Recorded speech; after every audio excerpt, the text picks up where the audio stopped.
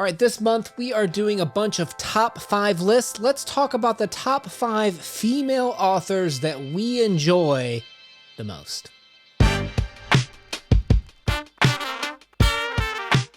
Tied for 5th, we have Banana Yoshimoto. Perhaps it's the way that she can resonate with being lonely while being surrounded by people. And that might sound depressing, but I think everybody out there knows what it feels like to want to have a stronger connection, but for some reason you're failing.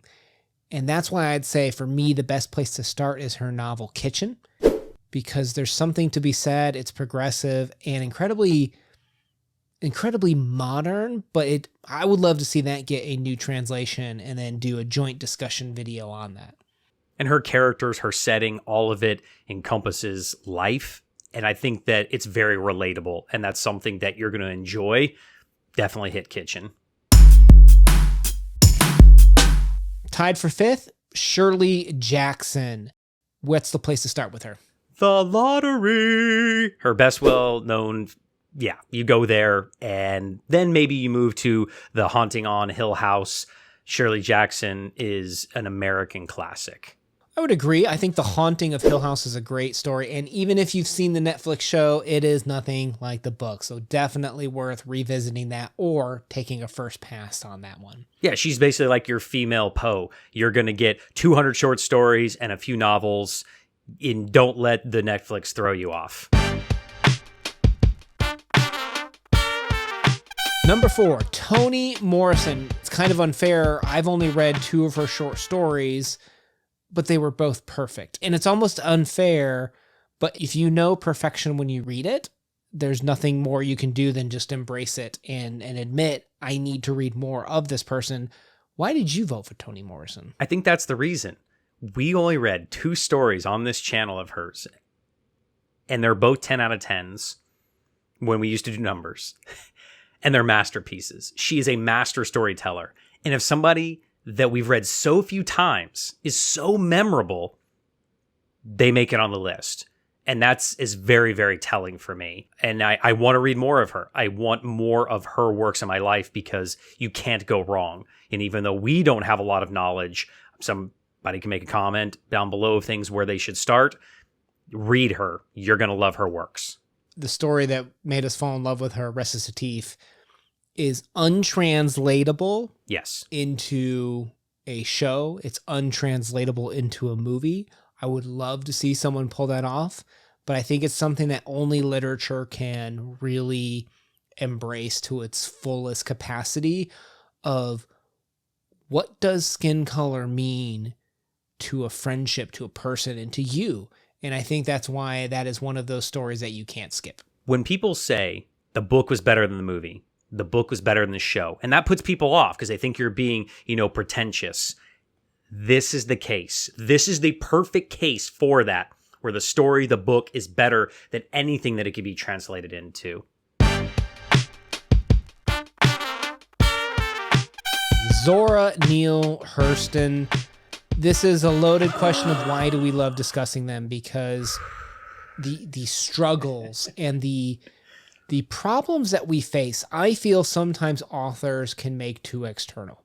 The problem with evil is an external thing that made me do something, but that's never really how I look at it. It's the intersection of my life circumstances with a choice and how I come to view and make those choices and value people and persons in my interactions with others. No one can articulate that, understand that, and put it down into paper the way Zora Neale Hurston does, especially with how poetic she is. It is you cannot mistake her writing for any other authors. I got goosebumps. I don't know if the camera can see it, but I got goosebumps. Zora arguably is the Harlem Renaissance. Langston Hughes, you can definitely make an argument. They're the power couple of the Harlem Renaissance. And How It Feels to Be Colored Me is where you start, and you go anywhere from there. You hit more short stories, novel. She is the figure representing a culture, and that's powerful.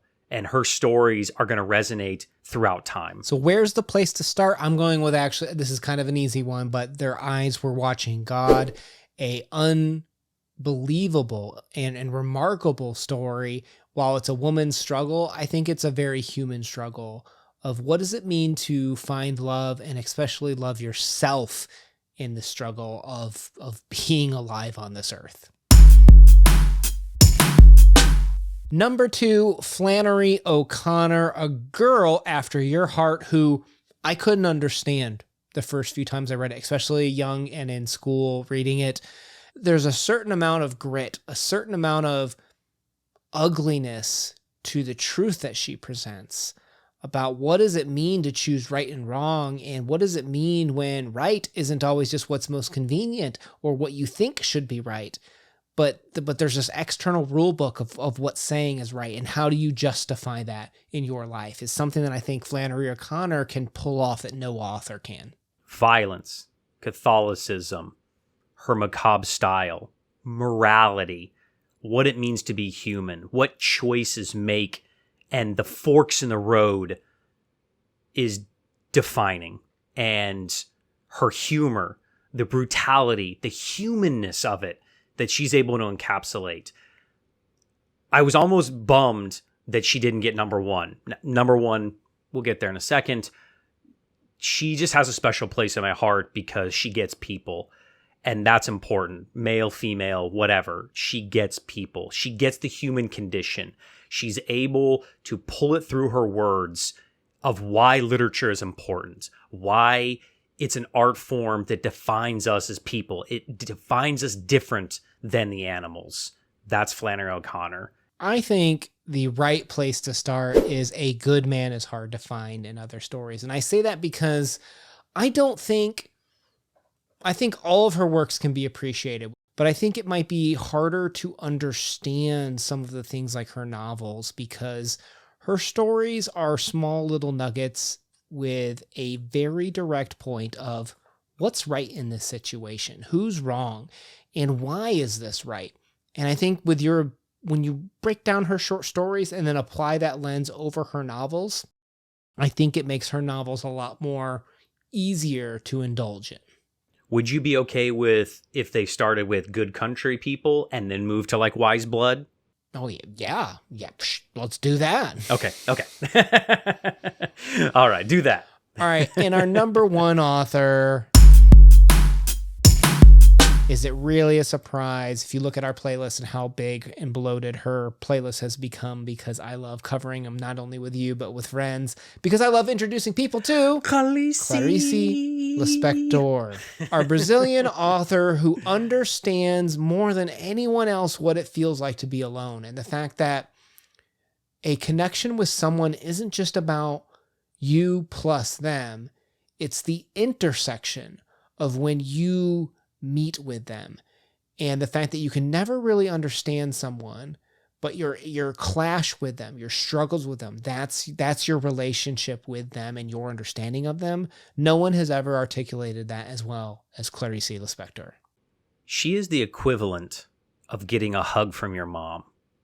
She gives you a unique perspective. When you suggested we started Women Translation, I wouldn't say I was like, meh to it, but I was hesitant because I was so ignorant to it.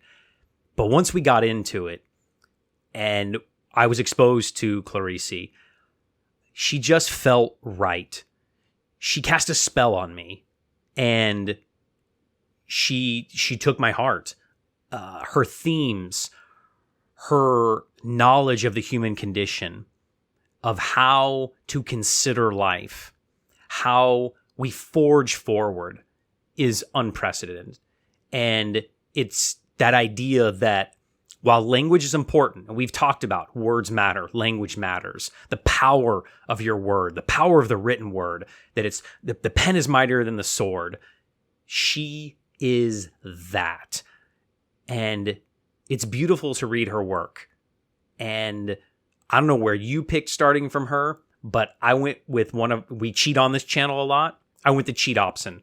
Start anywhere. It's a 10 out of 10. Short story, novel, I don't care what you pick. It doesn't matter.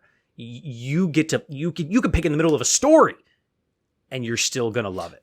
You know what? For once, I actually agree with you. However, I did cheat and actually cheated on my cheating by putting the Hour of the Star, which is what she's most known for. It's a very short, compelling read that in 70, 80 pages, you very quickly get to know Hurricane Clarice, as she's known, because she will sweep you up and take you away to a completely different area where you're going to feel anger, you're going to feel frustration, and you're going to feel seen, is all I'm going to say, with that struggle that no one knows besides you, that you think that you're the only person. Clarice shows you that you're not. So that's our list. Maybe it's trash. Let us know what authors you cannot believe didn't make our top 5 in the comments down below. Maybe we love them, but maybe they just didn't make our top 5. What we did is we just kind of combined, we picked 10 authors, ranked them, and combined our numbers, and this is our list. I'm actually happier with this list than I am of our other top 5s. This month, we're going through a whole bunch of top 5 Asian authors, top 5 women authors, top 5 authors we just love discussing. Join us down below with this playlist, and you're sure to hopefully pick up some new authors to check out if you haven't already. Let us know what you think we're missing. My name's Minuna. Peace. Peace.